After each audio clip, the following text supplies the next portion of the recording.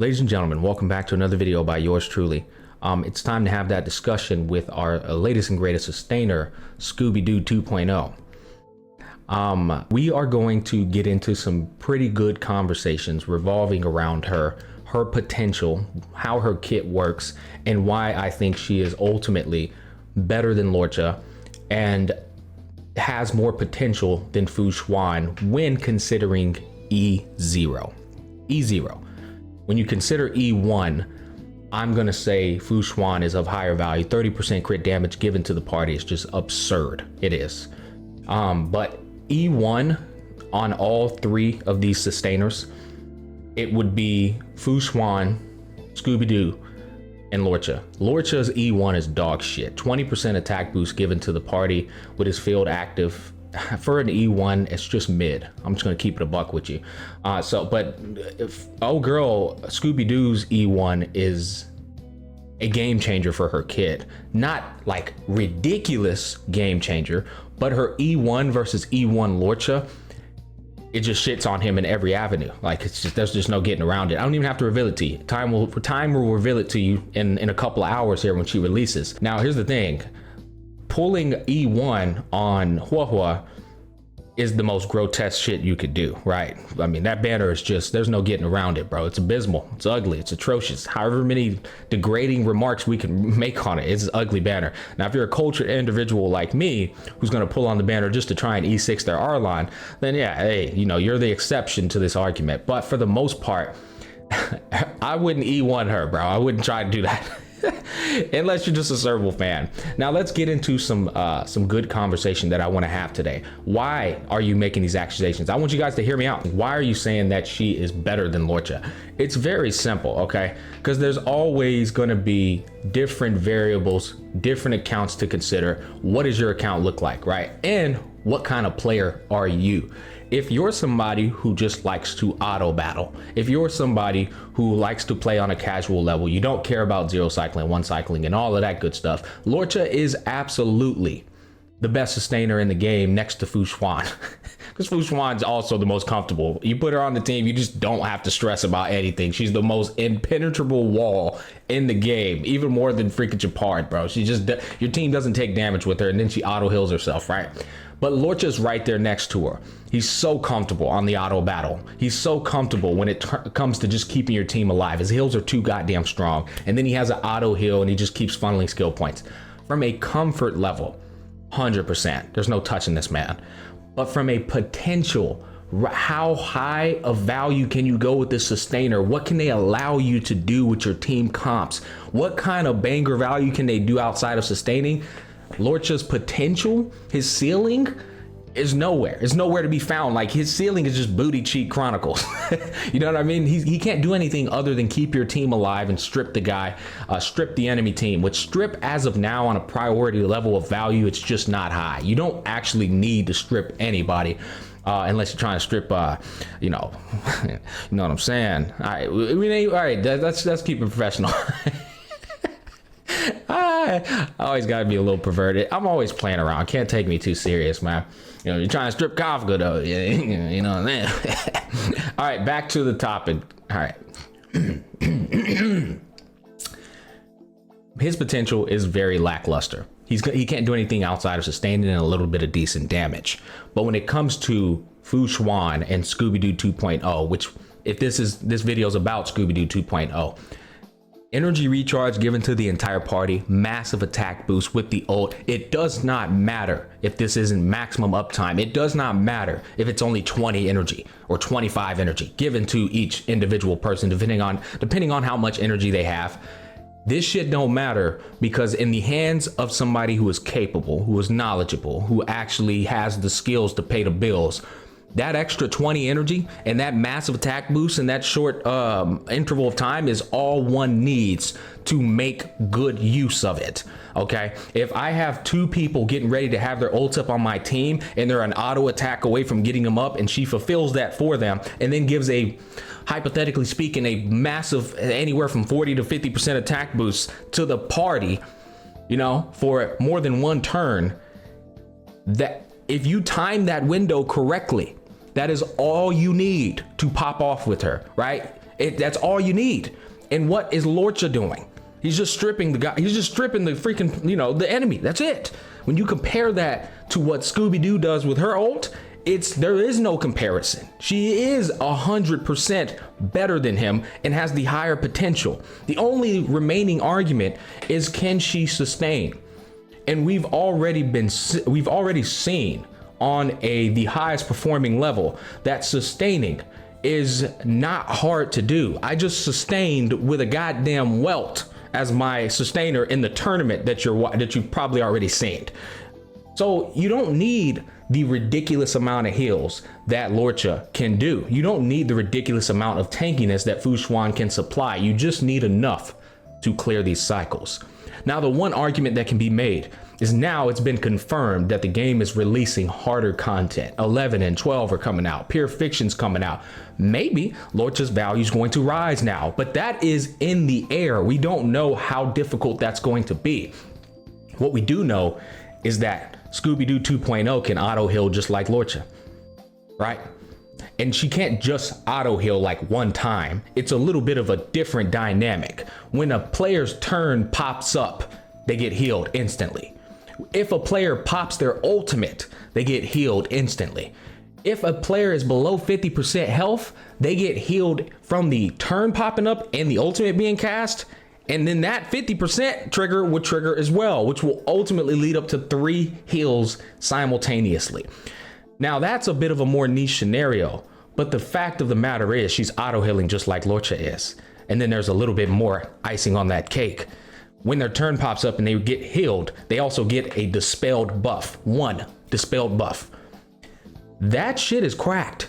Are you kidding me? She can dispel and auto heal without doing anything, without she just in the back with Amber watching people get healed and dispelled.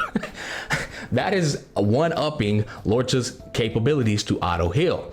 The only thing he's doing better at this point is healing more. You see what I'm saying? His potential of being a sustainer on a speed run is very minimal, but his potential of just sustaining and keeping you alive is a cut above the rest. There's no doubt about this. So it depends on who you are and what you're trying to do. If you're trying to do content on a sweaty level in speed runs, he's not doing what Fu Xuan and what she is doing, especially when you consider their E1s. Because her E1 is a game changer. Her E1 pretty much shits on Luocha in every avenue. But before we move on to the skill point positivity issue, because I can't tell you how many dipshits were arguing with me about whether she's skill point positive or not. I had these geniuses trying to tell me she's skill point neutral. You know what? We'll get into that in a bit. We are going to get into that in a bit, but let's talk about this because this is an important picture for the copers to accept, because that's another issue in this community. People who own Luocha, I used to hate the word copium. I'll be honest with you. I used to despise it. It was cringe. But as you start to, indulge into the gacha community over a certain period of time, you start to understand vividly clear why people use the term so much. It's because of the fucking players. I've never seen so many people be in such denial over incredibly insignificant things such as, the character that I own is no longer the best character anymore. Oh, but I refuse to admit this. No, he's still good. He's still the best. Bro, calm down, relax, sip on some fucking tea, simmer down. It's not that big of a deal. You know why? Look at what I got going on over here. Luocha's not the best anymore, but look where he's at. He's still in the S+ tier. Okay? That's how insignificant Scooby-Doo and Fu Xuan being better than him actually is. Oh, they're better than him. But, he's still an S+ tier sustainer. So who cares if they're better than him? It does not matter. He's still God tier. He's just not as high potential oriented as they are. But these dipshits, they're going to try and convince you that he's still as good as these two are. No, he isn't. He's not as good. It's just the truth. And that's okay. This is the name of the game in the gacha dynamic. Okay, they're supposed to power creep each other and shit. It happens. But getting back, I wanted to get that off my chest.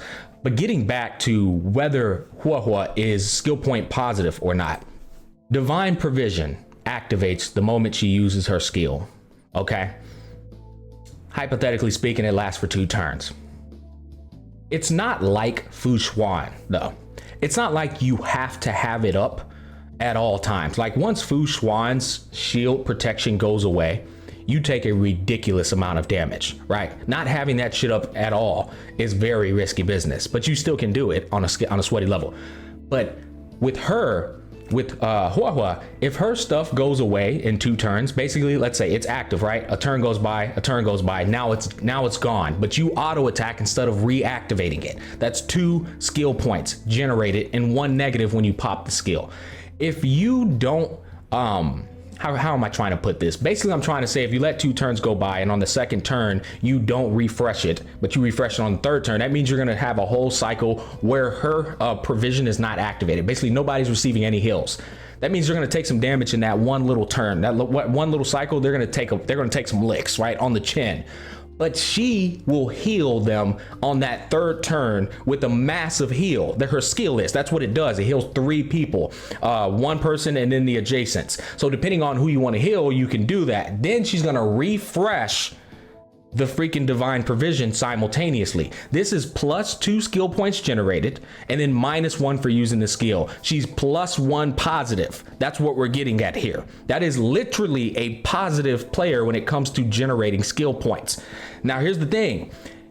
If she's healing good enough, then it's not an issue. And she is, because you can heal when their turn pops up, when they pop their ultimate, and when they're below 50% health on top of the skill. That's why you don't need to have maximum provision activation. It's okay to have it down in 1 window of time. That wasn't the easiest to convey, but most people who play the game on a you know, who've been playing it long enough, you're gonna get what I mean by that. So in essence, and to conclude it, she's skill point positive and she can sustain. Do not let these geniuses try to convince you that she's not skill point positive, because she is. And if you activate her E1, she is 1,000,000,000% skill point positive. So, and then, you want to compare it to E1 Luocha? Well, there is no comparison. She's shitting on him. So at the end of the day, she's skill point positive, especially if you unlock her E1. And if you don't, she's still skill point positive, just a little bit more difficult to utilize. Now, for the casual player, you're probably going to be using her skill more often than not because you're not as savvy with rotations. You're not as knowledgeable with how the game is on the in-game level. So for you in particular, the casual who can't rotate as efficiently, you might not like her because that extra turn is going to be utilized to keep people alive. And for you, okay, that's cool, fair game. But when we're talking about the highest level of skill performance, there's no way you're going to sit there and say that she's not skill point positive when she has 2 turn duration and can refresh on the 3rd turn. Moving on, I've said my piece about that. I think she is the best value on a Kafka dot composition. Why? Kafka compositions can gain the most benefit from her ultimate. Loucha, Sampo, Gwen, all 3 of them have shit and piss poor energy recharge efficiency. So having somebody give them an additional energy recharge with their ultimate is massive for dot compositions, because you need those ults up. Those ults are game-changing ults. Furthermore, she gives a massive attack boost to the entirety of the party. Dot compositions benefit from that the most out of any other dynamic in the game. So again, if you have her as your sustainer on Kafka dot compositions, that's a huge value. Now I know it sucks because you don't want to pick her up. And you don't have to. I want to be clear here. You don't have to pick her up, but she's going to bring Kafka dot compositions way more value than a Fu Xuan or a Luocha could bring them. And that's where I think the biggest bang for her buck is going to lie. Outside of that, though, she's also going to bring a higher potential to team compositions than Luocha can bring. But Fu Xuan, on the other hand, that's a debate, because 10% crit rate, depending on the team you're using, is just massive. As well as if you have her E1, that's a 30% crit damage, massive, right? Crit teams, which is most of the teams in the game, Fu Xuan's untouchable. So those are the scenarios you need to consider on whether you want to pick up Fu Xuan or not. Now, I'll tell you right now, if you have 4-star healers like Natasha and Lynx as your only sustainers, you need to pick up a Huo Huo, or you should pick up a Huo Huo. I don't care what anybody tells you about Lynx. I love Lynx as much as the next guy. She is a great sustainer, but she ain't no goddamn Scooby-Doo 2.0. Not even close, not even touching it, not in your wildest dreams. So, and you can make the argument, I can clear all the content in the game. Okay, but are you clearing it having fun with those characters? Probably not. You're gonna have way more fun with her than you'd have with goddamn Lynx and Natasha. Let's just face the facts here, okay? I'm the one who's gonna tell you the truth on that. But if that's your case, I would pick her up 100%. Even if the banner is grotesque, I still would snatch her up. But outside of these scenarios, does she have any weaknesses? So you can only heal somebody when their turn comes up, or when they pop their ultimate, or when they're below 50% health and somebody's turn comes up. Basically, if somebody's about to attack, there's not a oh shit button. Again, on a professional, oh god, that's way too cringe. On a sweaty level, professional, fuck out of here. On a sweaty level, if you're not concerned about this, let's just keep it a buck. You don't care about no damn, there's not a oh shit button on a sweaty level. Who cares about that? But on a casual level, that oh shit button is pretty damn crucial to have. Absolutely. But to be fair, that's a skill issue. All right, it's not that big of a deal. Now, what is a problem in her kit that seems to stick out is energy recharge. It looks like you're gonna have some problems getting her ult up if outside of that first time, because you go into battle with half your energy already up, so it's much easier at that particular point. But getting her ult up consistently more than one time, that looks like you might run into some problems. Now, she does have this little variable that enables you to get energy recharge back when somebody's turn pops up and her passive triggers, but it's a very small amount of energy you're getting back, and I mean a very small amount.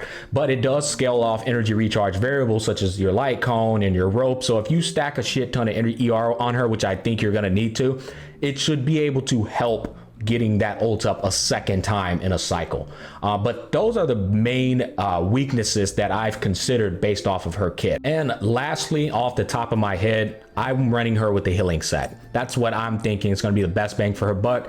Going into battle with that extra skill point active is going to be huge for speed running. And then the extra 10% healing I feel is going to be huge for contributing to that auto passive healing that she's capable of doing, especially the skill as well, because you're going to need to use the skill to keep the passive active. So the healing set I think is going to be the best bang for her, but I'm also thinking you can do a 2-piece healing, 2-piece speed set if you can't get her to the speed threshold to go twice. Or you can run her as a slow healer. That's also an option. There's a couple of ways to play around with it, but I'm thinking the healing set's gonna be the best bang for her buck. I don't like running speed set on people who can't get their ult up quick, right? If you get her ult up quick, then you can give that 12% speed bonus to the entire party way more consistently. But if she's slow at getting her ult up, you're not getting a lot of uptime on that 12% speed boost with the speed set. So I personally like the healing set.